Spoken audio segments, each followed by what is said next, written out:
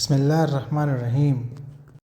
اگر کوئی قرض دار قرض ادا کرنے کی سچی نیت رکھتا ہو لیکن کسی عذر کی وجہ سے ادا نہ کر سکے تو وہ اللہ کی مغفرت کا مستحق ہو سکتا ہے۔ نبی کریم صلی اللہ علیہ وسلم نے فرمایا، جو شخص لوگوں کا مال قرض کے طور پر ادا کرنے کی نیت سے لیتا ہے تو اللہ تعالیٰ اس کی طرف سے ادا کرے گا، اور جو شخص دینے کی نیت کے بغیر قرض لیتا ہے تو اللہ تعالیٰ اسے تباہ کر دے گا۔